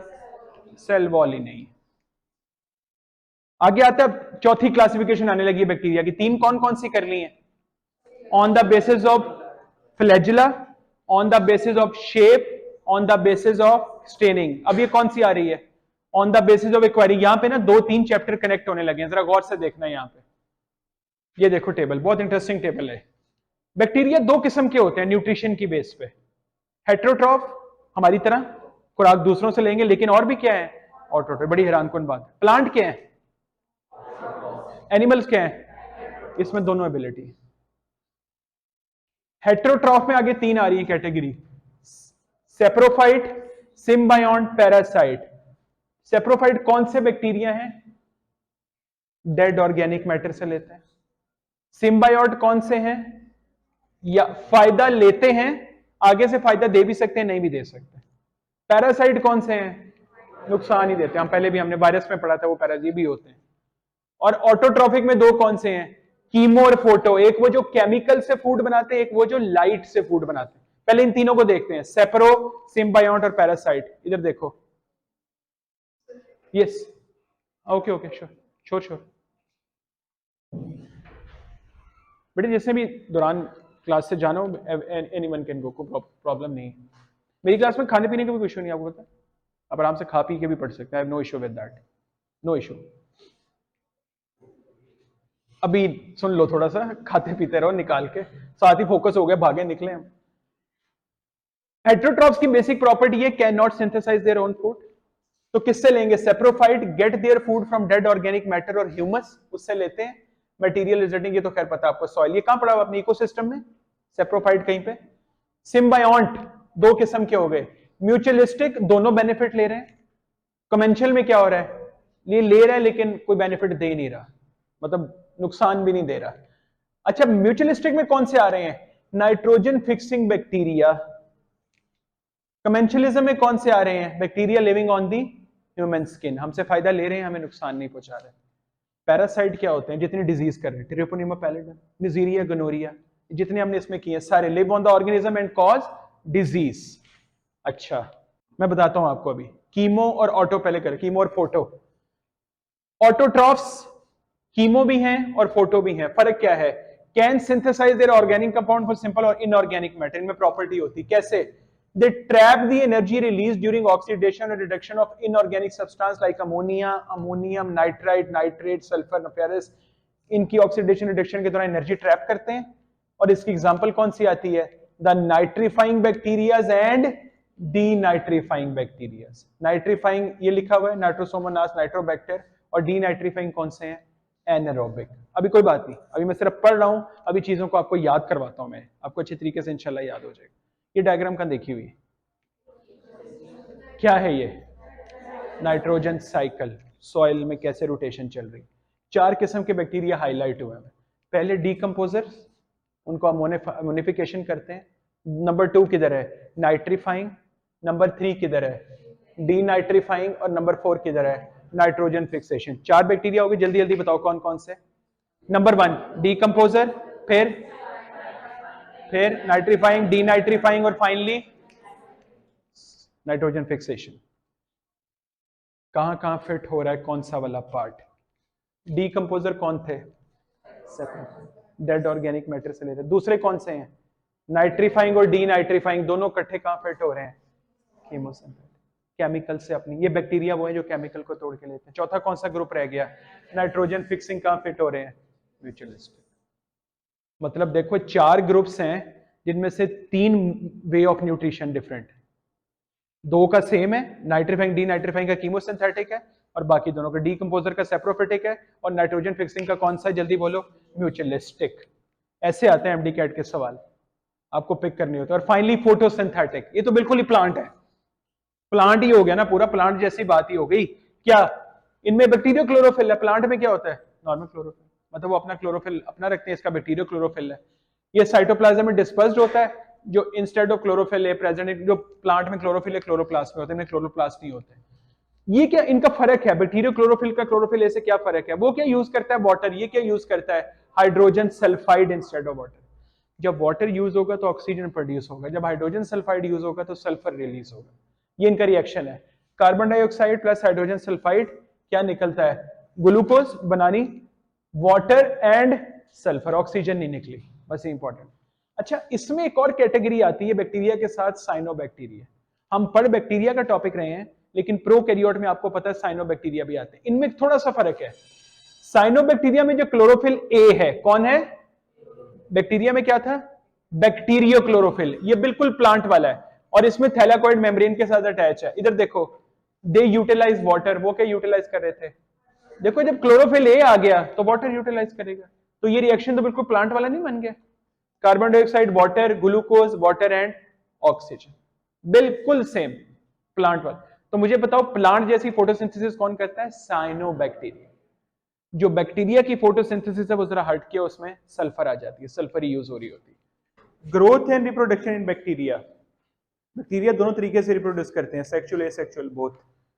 ग्रोथ का क्या मतलब है कि refers to the increase in number of bacteria, और ये मेनली बाइनरी फ्यूजन के थ्रू होती है। सेक्सुअल के थ्रू कम होती है ग्रोथ, बाइनरी फ्यूजन के थ्रू ज्यादा होती है। और बाइनरी फ्यूजन क्या प्रोसेस है? Parent cell enlarges, chromosome duplicate, plasma membrane pinches inward at the center, nuclear material evenly distributes, cell wall grows inwards and two cells get separated. A very simple process. Achha, by the way, what is the basic difference between a sexual and asexual reproduction? Parents. If the organism is coming from a single parent, that is asexual, and if two parents are involved, that is sexual reproduction. So there is a concept of generation time as well, interval of the time until completion of the next division. और दूसरा इसमें यही तरीका है, binary fusion इस तरीके से होती है। फिर आगे आती है फेजेस ऑफ बैक्टीरियल ग्रोथ, कि बैक्टीरिया कैसे ग्रोथ करता है। ये कर्व बनती है जो आपको एक बनी हुई नजर भी आ रही है। इस कर्व के 4 फेजेस हैं। पहला फ्लैट फेज है जो कि लैग फेज कहलाता है, फिर असेंडिंग ऊपर की तरफ जा रहा है which is log phase, then next one is stationary जो बिल्कुल फ्लैट है, and the last but not the least is the decline phase. अगर मैं आपसे यहीं पे क्वेश्चन करूं कि इस चारों बैक्टीरियल ग्रोथ की जो कर्व है इसके फेजेस में स्पोर्स किस फेज में बनते हैं? लैग में, डेथ फेज में, डिक्लाइन में। क्योंकि बेटे स्पोर की फॉर्मेशन की क्या कंडीशन है? Harsh condition, harmful condition. तो वो कंडीशन इन चारों में कब आती है? जब बैक्टीरिया डेड हो रहा है। जब बैक्टीरिया डेड, अच्छा सुन लो, गौर से सुनो एक बात, जब डिक्लाइन में जाता है, जब डिक्लाइन में जाता है तो स्पोर बना के क्या कर लेता है? स्टेशनरी कर लेता है। क्या कर लेते हैं? जब तक स्पोर रहेगा वो स्टेशनरी रहेगा, लेकिन जैसे ही स्पोर से दोबारा गया, अगर हार्श कंडीशन में दोबारा क्या चला जाएगा? डिक्लाइन में। स्टेशनरी में ये भी हो सकता है कि स्टेशनरी के बाद हो सकता है फेवरेबल कंडीशन मिले, दोबारा लैग में चला जाए, लॉग में। बात समझ आ रही है आपको? मैं समझाना चाह रहा हूँ। अब सुन लो सवाल गौर से। Spore formation occurs during the decline और death phase, and after the spore formation the bacterial growth curves becomes stationary. इस तरीके से इस कॉन्सेप्ट को याद रखना। अच्छा, by the way, what is happening in log phase? Growth, rapid growth, exponential, 2 to raise power, वो वाली ग्रोथ होती है।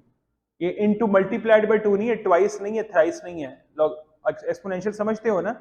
एक्सपोनेंशियल होता है लॉगरिथमिक, 2 to raise power, इस तरह चल रही है ऊपर। उसके बाद स्टेशनरी में क्या हो रहा है? What is happening? Death and growth rate become equal, and what is happening in decline phase? Death rate becomes more than the growth, इस तरह चला जाता है। तो लैग फेज क्या हुआ फिर? जो सबसे पहला था, प्रिपरेशन हो रही है। इसमें जो लॉग फेज में जितना मल्टीप्लीकेशन में मटेरियल यूज होना है, जितना भी जो कुछ न्यूट्रिएंट चाहिए बैक्टीरिया को वो सारा इकट्ठा कर रहा है और फिर इसके साथ आगे जाता है। और फिर सेक्सुअल रिप्रोडक्शन हमने डिस्कस किया था, कॉन्जुगेशन, आई थिंक काफी डिटेल से बात की थी इसके बारे में। हमने कहा था कि ओके जी, कॉन्जुगेशन में क्या होता है, दो पाइलस होते हैं जो ग्राम नेगेटिव पे होते हैं, पाइलस दूसरे के साथ ब्रिज बनाता है बैक्टीरिया के साथ और एक्सचेंज क्या करता है, प्लाज्मिड को एक्सचेंज कर लेता है। आगे आता है कंट्रोल ऑफ बैक्टीरिया। अच्छा, अभी तक हमने जितनी बातें बैक्टीरिया की है ना, वो सारी बातें हैं बैक्टीरिया की बातें, बैक्टीरिया के बारे में जाना है हमने। अब जो बात करने लगे ना कंट्रोल ऑफ बैक्टीरिया, वो अब ह्यूमन इंटरवेंशन आ रही है कि बैक्टीरिया को कंट्रोल करने की जरूरत क्या है, क्या वजह बनी, क्या नीड क्या है उसकी। दो वजह, एक तो डिजीज को फैलाते हैं उससे रोकना है, और दूसरा जो वो फूड खराब करते हैं, जो फूड खराब करते हैं वो भी एक बहुत बड़ा प्रॉब्लम है ना। हम लोग अपना फूड खुद नहीं बनाते भाई, हम हेटेरोट्रॉफ्स हैं, तो हेटेरोट्रॉफ तो हमें बना बनाया फूड चाहिए कहीं से, तो अगर वो बैक्टीरिया खराब करना शुरू हो जाए तो हम तो सर्वाइव ही नहीं कर सकेंगे। हम सबको पता है कि आजकल के मौसम में स्पेशली समर्स के अंदर ये प्रॉब्लम होता है, खाना कहीं ओपन नहीं छोड़ सकते आप दूध रख दें ओपन, आपको पता है रात को रखे सुबह तक खराब हुआ होगा। तो why this is happening all of that, because of this bacteria. तो अब उसमें करना क्या है कि इससे बचाना है, और इसको बचाने के दो तरीके हैं जो ब्लू में लिखे हुए सेंटर में। कौन कौन से हैं, माइक्रोबिसिडल एंड माइक्रोबिस्टेट। माइक्रोबिसिडल क्या कहता है कि मार दो बैक्टीरिया को, किल कर दो किसी ऐसे तरीके से, और माइक्रोबिस्टेटिक क्या कहता है, ग्रोथ रोक दो। एक ही बात है ना। अगर मैं स्टेशनरी में भी डाल दूं बैक्टीरिया को तो मेरा काम तो बन जाएगा, मैं उसकी ग्रोथ ना होने दूं, मैं उसको डिक्लाइन में ले जाऊं, तब भी मेरा काम बन जाएगा, तो इसमें चलेगा। अब इसके तरीके दो हैं, मेथड्स इसके दो, एक फिजिकल एक केमिकल मेथड। जो फिजिकल मेथड है वो स्टरलाइजेशन, और स्टरलाइजेशन में क्या है कि destruction of all life forms by using the physical agent, इसमें करते हैं। अच्छा, वो फिजिकल एजेंट हम क्या क्या यूज कर सकते हैं वो देखते हैं। फिजिकली स्टरलाइज में क्या क्या कैसे स्टरलाइज करते हैं, हीट देके। आपने एमडी कैट के लिए पता क्या याद रखना है कि हीट से माइक्रो ऑर्गेनिज्म किल कैसे होते हैं। हीट दो किस्म की लिखी हुई है टॉप ऑफ दिस स्लाइड में, dry and moist. Dry heat से कैसे किल हो रहा है, causes oxidation of the chemical constituents of microbe. By the way, what are the chemical constituents of bacteria? Peptidoglycan cell wall, lipoprotein cell membrane, और जो भी चीजें बनी है सारे केमिकल कॉन्स्टिट्यूएंट है, उसकी क्या कर देता है, ऑक्सीडेशन कर देता है, उसको डिस्ट्रॉय। और मॉइस्ट हीट कैसे किल कर रही है, by forming the coagulation of the proteins. Proteins कौन सी है, जो बैक्टीरिया अपने टॉक्सिन बना रहा है, उसकी क्या हो जाएगी, कोएगुलेशन हो जाएगी, उसकी कोएगुलेशन से बैक्टीरिया क्या हो जाएंगे, न्यूट्रलाइज हो जाएंगे, किल नहीं कर सकेंगे किसी और को। और अगला मेथड है जो स्टरलाइजेशन के लिए यूज होता है, वो रेडिएशन है। मेरे दो एमसीक्यू याद रखने हैं, एक रेडिएशन बिलो 300 नैनोमीटर की रेडिएशन वेवलेंथ चाहिए होती है, और दूसरा गैमा रेज। ये दो बातें, इससे भी हम स्टरलाइज कर सकते हैं। और तीसरा स्टरलाइज का तरीका होता है मेम्ब्रेन फिल्टर्स। क्या तरीका है, मेम्ब्रेन फिल्टर्स। ये यूज करते हैं हम जरा हीट सेंसिटिव कंपाउंड के लिए, for example antibiotic, sera, hormone, जब इनको प्रिजर्व करना हो ना हमने, तो इसके लिए मेम्ब्रेन फिल्टर यूज करते हैं, वो भी एज अ फिजिकल एजेंट काम करते हैं। बेटे तीनों, हीट, रेडिएशन एंड फिल्टर, तीनों स्टरलाइजेशन के तरीके, तीनों को डिफरेंट तरीके से स्टरलाइज करते हैं, डिपेंड करता है किस चीज को कर रहे हैं। फिर केमिकल मेथड आते हैं। केमिकल मेथड में क्या है, दो चीजें, एक एंटीसेप्टिक एंड डिसइंफेक्टेड है। जब किसी का ऑपरेशन होता है तो ऑपरेशन से पहले जिस जगह पे ऑपरेशन, अपेंडिक्स का होना है फॉर एग्जांपल यहाँ पे, तो अपेंडिक्स वाले एरिया पे जब एक्सपोज करते हैं, इसको एक्सपोज करके अच्छे तरीके से इस पे पायोडीन लगाते हैं। वो एक ऑरेंजिश कलर का एक सोल्यूशन होता है, वो अपनी गॉज जो होती है उसको सोक करते हैं अच्छी तरह से उसको रब करते हैं अच्छी तरह से। अगर खुदा ना खास्ता बाइक से गिर जाए, रगड़ लग जाए, तो अगर हॉस्पिटल जाएं तो हॉस्पिटल जाके सबसे पहले इसको क्या करते हैं, जगह को पायोडीन से साफ करते हैं। That is basically the antiseptic. Antiseptic और डिसइंफेक्टेंट में फर्क क्या है, antiseptic is used on the living and disinfected use on the non living. Disinfected वो बेटे जो हम अपने घर में फर्श साफ करने के लिए यूज करते हैं। अगर कोई ऐसा हम एंटीसेप्टिक कोई डिसइंफेक्टेंट यूज करते, आजकल अल्कोहल आती है, अल्कोहल जो डिटोल की फॉर्म में आती है, और उसके डिफरेंट वो फ्लेवर्ड भी आ गई है अब तो, कि अच्छी खुशबू है जब भी आप उसको यूज करें, तो वो सारा इसमें यूज होता है। और इनहिबिट द ग्रोथ ऑफ माइक्रोनिज्म ये कहते हैं, इसमें आयोडीन है और इसमें एग्जांपल है। जो ऑपरेशन के लिए पायोडीन यूज करते हैं उसका बेसिक कॉन्सेप्ट यही है, क्योंकि जब ओपन करना है ना, हमने एक नई इंसियन लेनी है, तो नई इंसियन लेंगे तो अब जाहिर है बाहर से कोई भी बैक्टीरिया अंदर आ सकता है। अब बाहर क्या है, बाहर स्किन है, बाहर सर्जन के हाथ है, बाहर एनवायरमेंट ऑपरेशन थिएटर की, सब स्टेरलाइज होना चाहिए। जब बेटे एक सर्जन सर्जरी करने जा रहा होता है ना, तो उससे पहले उसको एक टर्म यूज करते हैं, वॉशअप होता है। वो वॉशअप होने का कॉन्सेप्ट क्या है कि वो एक स्टेरलाइज गाउन पहनता है, स्टेरलाइज कैप पहनता है, अगर वो बियर्ड है तो वह इसको भी कवर करता है स्टेरलाइज कपड़े के साथ, और साथ ही स्टेरलाइज ग्लव्स होते हैं। और ग्लव्स पहन के ना वो हाथ अपने ऐसे होते हैं उसके, वो जब तक इंस्ट्रूमेंट्स को या पेशेंट पे नहीं पहुंचता वो किसी से हैंड शेक भी नहीं करता, उसको ऐसे ही रखता है। बेसिक मकसद क्या कर रहा है, क्योंकि पूरा स्टेरलाइज, कि बैक्टीरिया ना हो उसके वॉल के ऊपर, उसके हाथ के ऊपर, ग्लव्स के ऊपर। तो उसके लिए बेसिक कंसर्न क्या है कि वो जो अंदर हमारे जो अंदर वाली इन्वायरमेंट है बड़ी अच्छी स्टेरलाइज्ड होती है जब तक बंद है। जब ओपन होगी कार्डिक बाईपास, मेरे ख्याल में इससे ज्यादा ओपन नहीं बॉडी होती किसी ऑपरेशन के अंदर। अब तो खैर बीटिंग हार्ट पे सर्जरीज हो रही हैं, पहले जब ओपन हार्ट सर्जरीज हुआ करती थी तो सोचो कितना ओपन होता था। तो वो जो कार्डियक बाईपास का ऑपरेशन थिएटर है उसको कितना अच्छा स्टेरलाइज होना चाहिए। और उस डॉक्टर तो बाकी तो स्टाफ है ही, स्टेरलाइज इंस्ट्रूमेंट्स ऑफ कोर्स होते हैं, एनवायरमेंट स्टेरलाइज होना भी बहुत जरूरी। तो वो सारा इसी में यूज होता है। जो बॉडी के ऊपर यूज करते हैं वो एंटीसेप्टिक कहलाता है, और जो बाकी के लिए करते हैं वो डिसइंफेक्टेंट कहलाता है। और जो तीसरा तरीका केमिकल तरीके से करने का है वो कौन सा है? कीमोथेराप्यूटिक्स, जिसको क्या कहते हैं? एंटीबायोटिक्स। जो ड्रग्स का एक ग्रुप है जो डिफरेंट माइक्रो ऑर्गेनिज्म को किल करने की एबिलिटी रखता है। Work with natural defence, destroy और inhibit growth of bacteria. Sulphonamide, penicillin, tetracycline, ये फेमस नाम है आपकी बुक के अकॉर्डिंग। और अगला तरीका जो है वो है इम्यूनाइजेशन और वैक्सीनेशन। इम्यूनाइजेशन और वैक्सीनेशन का सिर्फ फर्क ये है, ये बीमारी होने से पहले लगता है। इसमें हम ये वेट नहीं करते कि बैक्टीरिया कोई बीमारी करेगा तो हम करेंगे, हम फोर्स ही कर लेते हैं कि यार इस इलाके में फलानी बीमारी ज्यादा है तो इसके खिलाफ पहले से क्या कर लो, वैक्सीनेट कर लो, ताकि वो बैक्टीरिया अगर खुदा ना खास्ता आ भी जाए तो बीमारी कॉज ना कर सके। ये इम्यूनिटी के टॉपिक में हम इसकी डिटेल पढ़ेंगे, इम्यूनाइजेशन वैक्सीनेशन। और इसका लास्ट पार्ट आता है uses and misuses of antibiotics. तो एंटीबायोटिक पहले हैं क्या? Chemotherapeutic chemical substance used to treat infectious disease. What is infection? A disease caused by a microorganism, याद रखना। What is infection? A disease caused by a microorganism. Can you name any infectious disease? Influenza, good. जो book में लिखी हुई है वो बोलो, आसान वाली। जो सेक्सुअली ट्रांसमिटेड थी सारी वो क्या थी? इन्फेक्शंस थी ना, Neisseria, gonorrhoea, Treponema pallidum, herpes simplex, AIDS, HIV, सारे माइक्रो ऑर्गेनिज्म तो कर रहे हैं, तो वो सारी किसमें आती हैं? कोई नॉन इन्फेक्शियस डिजीज का नाम बताओ। गुड। जेनेटिक जितनी भी हैं, वेरी गुड, सारी फिट होती हैं। और बड़ी फेमस है पाकिस्तान में। पाकिस्तान आज दुनिया में नंबर 1 बन गया उस डिजीज में, और तो किसी में नंबर 1 हमने होना नहीं, इसमें हम नंबर 1 हो गए। डायबिटीज, डायबिटीज भी किसी माइक्रो ऑर्गेनिज्म, आपको पता पाकिस्तान नंबर 1 पे चला गया, और नंबर 1 पे भी बड़े मार्जिन से नंबर 1 पे है। हमारा डायबिटीज का रेट 30% है, सेकंड है उसका 18% दुनिया में। हम इतने बाकी सारे 17.5 है उसके साथ साथ जुड़े हैं। लेकिन that is also non infectious. Bacteria virus की वजह से डायबिटीज नहीं होती, ठीक है। हाइपरटेंशन भी आती है, ब्लड प्रेशर ज्यादा होना, वो भी ना। तो नॉन इन्फेक्शियस। इन्फेक्शियस हेपेटाइटिस क्या है?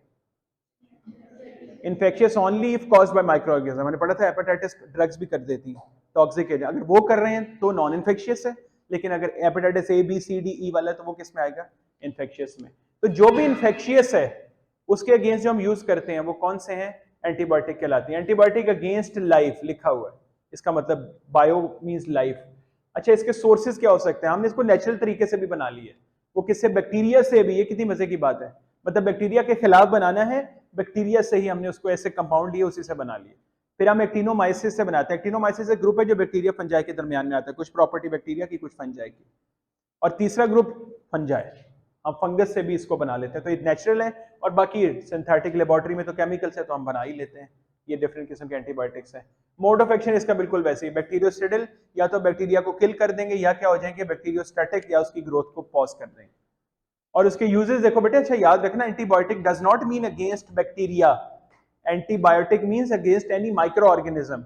हाँ, उसकी आगे क्लासिफिकेशन है, जो कौन सी? Anti bacterial, anti fungal, anti parasitic, anti, वो आगे हम लेके चलते हैं उसकी। बात समझ आ रही है आपको?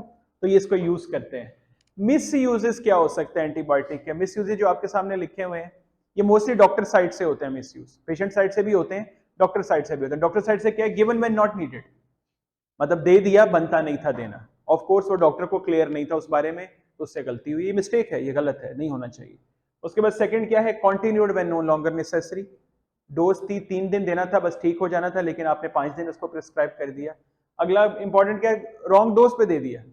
अब बच्चे में यूजुअली लो डोज देते हैं और बड़ों में जरा हाई डोज देते हैं बहुत जरूरत पड़े तो, लेकिन आपने गलत डोज दे दी। और finally wrong choice of drug, वो बनती ही नहीं थी एंटीबायोटिक जो आपने उसमें दी। हर एंटीबायोटिक, हर एंटीबैक्टीरियल, हर बैक्टीरिया के खिलाफ काम नहीं करती बेटे, इसमें भी ग्रुप्स होते हैं। कुछ एंटीबायोटिक्स एंटीबैक्टीरियल हैं जो ग्राम पॉजिटिव बैक्टीरिया को अच्छा हैंडल करती हैं, कुछ ऐसी हैं जो ग्राम नेगेटिव को अच्छा हैंडल करती हैं, तो वो इसमें चलता है। अच्छा, बाय द वे एक बड़ी फनी प्रैक्टिस करके देखना, बड़ा मजा आएगा। कभी किसी ग्रुप में बैठना, फैमिली में या दोस्तों के ग्रुप में ना, हमारे जो पाकिस्तानी है ना, सारे पाकिस्तानी बाय बर्थ डॉक्टर्स। पता क्या करना, किसी ग्रुप में बैठना, दोस्तों के, फैमिली के, कहीं भी wherever you feel comfortable. एक बात कर देना छोटी सी ना, मेरे खारिश हो रही है आजकल, कोई बीमारी, एनीथिंग, बिल इजी पीजी से ना, आपको वहां पे जितने बंदे बैठे एक एक बंदा सोल्यूशन बताए ना, मुझे पकड़ लेना, पूरे हल बताएगा। और मजाल है कि कभी कोई बंदा बोलेगा कि एक डर्माटोलॉजिस्ट को जाके दिखा दो, कभी कोई नहीं बोलेगा यार वो खारिश हो रही है, सरसों का तेल लेके अंडा मिक्स करके थोड़ा सा 1 चम्मच दही, अगर हल्दी हो जाए ना तो वाह, रात को सोने से पहले लगा लेना, सुबह उठ के नहाना है, फ्रेश नहार मुंह खाए पिए बगैर नहाना है, उसके बाद देखना खारिश में बाल भी आ जाएंगे। मेरे ना दांत में दर्द हो रही है, रात को सोने से पहले चना लेके ना छोटा सा, जहां पे दर्द हो रही है उसके ऊपर रख लेना और सो जाना। सुबह उठोगे चना सारा जहर चूस के बड़ा हुआ होगा, चना फेंक। डेंटिस्ट के पास ना चले जाना, बहुत महंगे, ये कर लेना। हाँ, चना गले में फंस के मौत हो जाए कोई बात नहीं, वो चले, लेकिन कम से कम वो रख के ना सो जाना। वेरी अनफॉर्चुनेट, बिल्ट इन है, बिल्ट इन डॉक्टर्स हैं, कभी नहीं कोई रेफर करेगा भाई डेंटिस्ट के पास चले, तो दांत में दर्द है, खारिश हो रही है, डर्माटोलॉजिस्ट खच मार रहा है ना बैठ के, वो तो 8-9 साल से बस उसने एवी पढ़ लिया, एवी उसने पढ़ लिया कि खारिश में क्या क्या ड्रग दे सकते हैं क्या नहीं दे सकते। और पता है इसका सबसे बड़ा नुकसान क्या हमारी सोसाइटी को, हम हॉस्पिटल तब पहुंचते हैं जब सारे टोट के फेल हो जाते हैं, जब बीमारी अपनी लिमिट को क्रॉस कर चुकी होती, यूजुअली यही होता है। भाई आप डॉक्टर से तो सजेशन ले लो। अच्छा, डॉक्टर के पास ना जाने की बीमारी पता क्या है, डॉक्टर के पास क्यों नहीं जाना है, वो पैसे लेते। अब ये कितना अनफॉर्चुनेट दिमाग का खन्नास भरा हुआ है ना।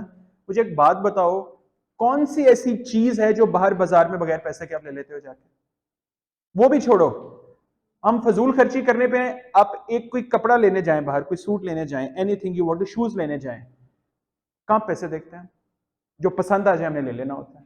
शादी ब्याह पे क्या क्या खर्चे नहीं कर देते हैं, अनलिमिटेड, लाखों करोड़ों लग रहे हैं, किस लिए लग रहे हैं वो नहीं पता, लोगों को दिखा रहे हैं वट एवर जो कर रहे हैं, जो काम वो बहुत कम पैसों में हो सकता है वो भी कर रहे हैं, लेकिन वो 10,000 का सूट शादी में पहन के वहां पे 5,000 सलामी दे के खाना खा के पेट खराब करके डॉक्टर को 1,000 रुपए नहीं देना जाके, वो वहीं पे पेट खराब हो गया कोई मसला ही नहीं, पानी में फलानी चीज मिक्स करके वो पियो, घर जाके आराम करो, इंशाल्लाह ठीक हो जाएगा। वो जब बीपी, वो डायरिया के साथ बीपी लो हो गया, वॉमिट कर करके आप डॉक्टर के पास पहुंच रहे हैं, डॉक्टर के पास जाके कोलैप्स हो गया, डॉक्टर ने बंदा मार दिया। ये हमारी सोसाइटी में ये चल रहा है सर, और इतना अनफॉर्चुनेट बात है ये, हमारे डॉक्टरों की बिल्कुल रिस्पेक्ट नहीं है, वेरी अनफॉर्चुनेट टू से। और मजे की बात आपको बताऊं, डॉक्टरों की रिस्पेक्ट सिर्फ कौन करता है, जिसकी अपनी फैमिली में कोई डॉक्टर होता है या डॉक्टर बन रहा होता है, क्योंकि उसको अच्छे तरीके से पता होता है कि मेरा बेटा और बेटी कितने जान लड़ा रहे हैं। उन्होंने अपने फैमिलीज के फंक्शन में आना छोड़ दिया। पहले एक इतनी सी बुक एफएससी में पढ़ा करते थे, अब 3-3 बुक्स हैं जिनका साइज सबका इतना है, इतनी मेहनत कर रहे हैं, इतनी जान लड़ा रहे हैं, उनको पता है कि डॉक्टर कैसे बनता है, इतनी आराम से कमेंट कर देते हैं, ओ जी आई सर्जन के बाद दिखाने को उसने टॉर्च मारने का 700 रुपया ले लिया। तो पहली तो बात, उसने टॉर्च आंख पे मारी नहीं है, उसने सिर्फ लाइट मारी, और लाइट में बेटे वो जो ऑप्थेल्मोलॉजिस्ट है ना, वो बगैर लाइट के भी आपकी आंख में वो कुछ देख लेता है जो कि 20,000 लोग मिलकर भी एक नॉन ऑप्थेल्मोलॉजिस्ट का नहीं देख सकते। इसकी एक बड़ी प्यारी मिसाल मेरे ज़हन में, सॉरी वेरी सॉरी, मुझे हमेशा इस बारे में बात करनी पड़ती है क्योंकि ये एक इंपॉर्टेंट बात है, ये आपकी फैमिलीज को पता होनी चाहिए ये बात, कि doctor is a very important and very respectable part of the society में। ये नहीं कह रहा सब अच्छे बुरे, यार अच्छे बुरे किस फैमिली, किस प्रोफेशन में अच्छे बुरे लोग नहीं होते, मुझे एक प्रोफेशन बोल दो कि आपको सर 100% यहाँ पे आपको अच्छे लोग मिले। हाँ, मेजोरिटी बहुत अच्छे लोग हैं सर, डॉक्टर्स में भी अगर कोई अगर गलत काम कर रहा है वो गलत है, इसमें कोई शक नहीं, दुनिया में कोई भी कोई गलत काम कर रहा है वो गलत है, रिस्पेक्टिव वो किस प्रोफेशन में। तो अब डॉक्टर के वो छोटा सा जो पार्ट जो कोई गलत काम कर रहा है, क्या आप कभी किसी और प्रोफेशन में ऐसे करते हैं उसको बाकियों में चढ़ाई करवा देते हैं कि सारा प्रोफेशन ही गलत है, कि अगर कोई पर्सनल किसी भी प्रोफेशन में कोई पर्सनल गलत है तो सारे, अगर कोई टीचर गलत काम कर रहा है या गलत तरीके से पढ़ा रहा है, टाइम जाया कर रहा है, तो सारे टीचर गलत है? क्या मेजोरिटी यही काम कर रहे हैं? ऐसा नहीं होता। डॉक्टर के बारे में ऐसा क्यों है? क्यों ऐसा सोचते हो कि डॉक्टर जो है जी वो तो पैसे लेता है, फलाना करता है? एक बड़ी मुझे एक अच्छी मिसाल लगी, Usain Bolt, the fastest man on the earth right now, 3 दफा कॉन्टिन्यूस ओलंपिक्स जीता है, 100 मीटर का वर्ल्ड चैंपियन है। 100 मीटर की रेस है, उसको जब जीता तो उसने रिकॉर्ड बनाया, उसमें 9.69 सेकंड आई थिंक, मतलब लेस देन 1 सेकंड में उसने 10 मीटर्स का उसने डिस्टेंस कवर किया। एनीवेज, उसको जो प्राइस पॉकेट मिली है ना, उसे प्राइस मनी मिली है उसको इन तीनों रेसेस जीतने में, वो कई मिलियन डॉलर बनती है, मुझे एग्जैक्ट अमाउंट नहीं पता।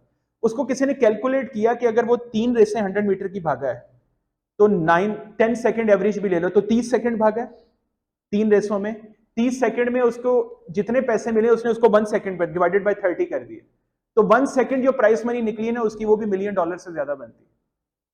अब कहते हैं अगर कोई ये कहना शुरू कर दे 1 सेकंड का $1,000,000 कैसे, कहते वो 1 सेकंड नहीं है, उसके पीछे उसकी पूरी लाइफ लगी है, वो पूरी लाइफ कई साल भागा है उसकी प्रैक्टिस के लिए, तब जाके वो जो उसके 9-10 सेकंड है ना, तब जाके वो 9-10 सेकंड बने। डॉक्टर अगर आपको 5 मिनट 10 मिनट 15 मिनट 20 मिनट दे रहा है ना, वो 15-20 मिनट नहीं दे रहा आपको, वो अपनी पूरी लाइफ का एक्सपीरियंस आपसे उस वक्त शेयर कर रहा है, तब जाके वो आपको डायग्नोसिस बताता है, तब जाके आपकी बीमारी का हल बताता है, तब जाके वो मेडिसिन आपको प्रिस्क्राइब करता है। और आप इस बेस पे इसको जज कर रहे हैं, वेरी अनफॉर्चुनेट, कि वो इस 10 मिनट के 2,000 रुपए ले रहे हैं, वो इस 15 मिनट के 2,500 रुपए ले रहे हैं, वो इसके फलाने ले रहे हैं। और अनफॉर्चुनेटली आजकल तो 2,000 2,500 वैल्यू क्या है इसकी, आप सबको पता है कि पैसे की वैल्यू कितनी डिग्रेडेड हुई हुई है आजकल, लेकिन डॉक्टर को देते हुए हमें मौत पड़नी, बस ये हमारा एक अनफॉर्चुनेट पाकिस्तानियों का है।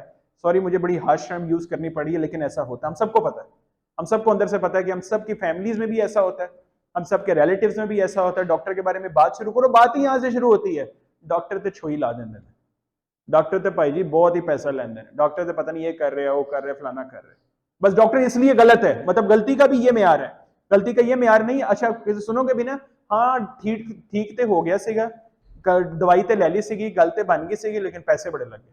वो कितने पैसे लगे? 5,000 लग गए, 2,000 डॉक्टर के लिए 3,000 की दवाई आ गई।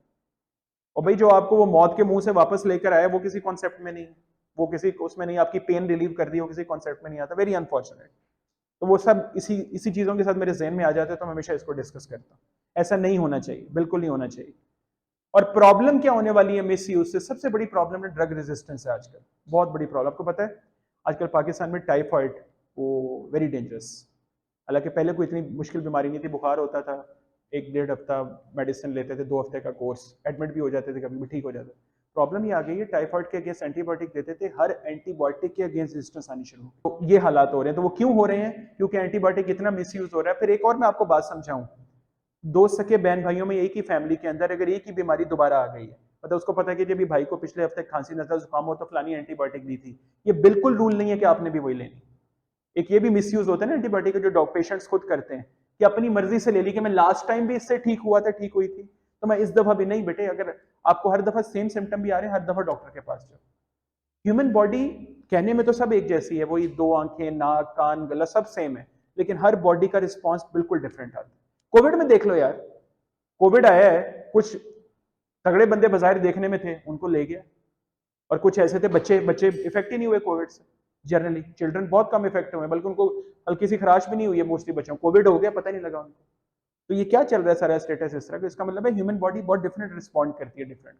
तो इसलिए एंटीबायोटिक कभी खुद से यूज मत करें, हमेशा डॉक्टर की प्रिस्क्रिप्शन से लें।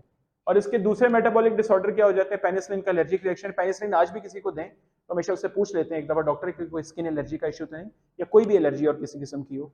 जब ये आईवी और ओरल भी होती है, जब ये आईवी लगाते हैं तो आईवी लगाने से पहले इसका एक सबकुटेनियस इंजेक्शन लगाते हैं 4 आर्म पे 1 ml का या 0.5 ml का, चेक करने के लिए कि इस बंदे को कोई एलर्जी तो नहीं है। अगर कोई एलर्जी हो तो फौरन 5 मिनट 2 मिनट के अंदर अंदर वो जगह रेड हो जाती है, सिर्फ वही जगह, पूरी बॉडी इफेक्ट नहीं होती। टेस्ट डोज कहते हैं उसको। अगर हो जाए तो फिर दोबारा नहीं लगाते, अगर ना हो तो फिर लगा देते हैं। स्ट्रेप्टोमाइसिन डेफनेस कॉज कर देती है, बच्चों में स्पेशली बहुत डेंजरस है। फिर tetracycline permanent discoloration of teeth, नीचे तीनों बनी भी हुई है।